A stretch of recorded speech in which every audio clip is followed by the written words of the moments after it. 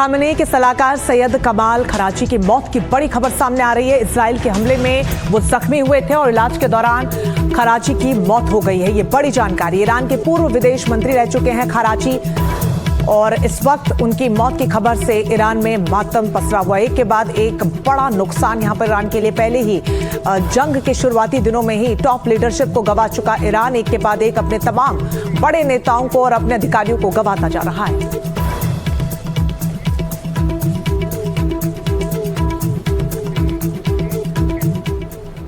तो ईरान और अमेरिका दोनों तरफ से शांति वार्ता के लिए नाम सामने आ चुके हैं। सीज फायर पर बातचीत में कौन कौन शामिल होगा, ये ग्राफिक्स के जरिए हम आपको बता देते हैं। अमेरिका की तरफ से आपको बता दें कि वहां पर एक प्रतिनिधिमंडल पहुंचेगा, तो वहीं मोहम्मद बागिर गलीबार स्पीकर संसद के, ये ईरान की तरफ से। तो वहीं इसके अलावा अब्बास अराक्ची विदेश मंत्री ईरान के, वो भी हिस्सा बन सकते हैं। हालांकि अभी स्थिति स्पष्ट नहीं है ईरान की तरफ से। तो वहीं अमेरिका की अगर हम बात करें तो जेडी वेंस उपराष्ट्रपति, वो वहां पर पहुंच सकते हैं। इसके अलावा स्टीव विटकॉफ राष्ट्रपति ट्रंप के विशेष दूत हैं और जारेड कुशनर ट्रंप के सलाहकार हैं, वो भी वहां पर पहुंच सकते हैं। इस बीच एक और बड़ी खबर आपको बता दें, पाक रक्षा मंत्री के बयान पर नेतन्याहू का बड़ा बयान सामने आया है। इजराइल के विनाश की बात को बर्दाश्त नहीं करेंगे, उन्होंने इस बात को साफ कर दिया है। तो पाक रक्षा मंत्री के बयान पर नेतन्याहू ने बड़ा बयान देते हुए कहा है कि इजराइल के विनाश की जो कोई भी बात करेगा उसको बर्दाश्त नहीं किया जाएगा। लेबनान को लेकर सीधे तौर पर यह बड़ा बयान पाक के रक्षा मंत्री द्वारा सामने आया था, जहां पर उन्होंने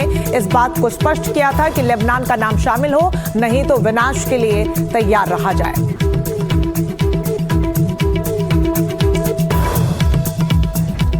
तो पाकिस्तान के रक्षा मंत्री का जो बयान सामने आया वो लगातार सुर्खियों में बना हुआ है। इस पर सीधे तौर पर इजराइल ने कहा है कि बर्दाश्त नहीं करेंगे इजराइल के विनाश की बात, बिल्कुल भी।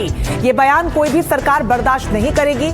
मध्यस्थता का दावा करने वाला देश का ये बयान सामने आना बेहद दुर्भाग्यपूर्ण है। इस पर प्रधानमंत्री बेंजामिन नेतन्याहू ने अपने बयान में साफ कर दिया। तो पाकिस्तान के इस बयान पर इजराइल के विदेश मंत्री गिदोन सार ने भी बयान जारी किया है। पहले आपको दिखाते हैं कि पाकिस्तान की तरफ से इजराइल को क्या कुछ कहा गया और जवाब में इजराइल के विदेश मंत्री ने क्या कहा। देखिए, ख्वाजा आसिफ जो रक्षा मंत्री हैं पाकिस्तान के, उन्होंने कहा कि इजराइल एक बहुत ही बुरा देश है। इजराइल मानवता के लिए अभिशाप है। लेबनान में नरसंहार किया जा रहा है, निर्दोष नागरिकों को इजराइल मार रहा है।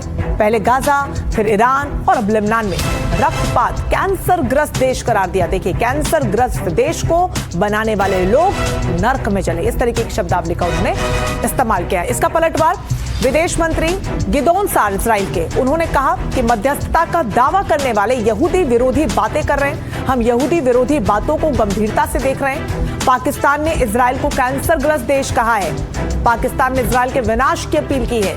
इजराइल ने आतंकियों के खिलाफ आत्मरक्षा करेगा और इजराइल आतंकियों के विनाश की कसम खाता है।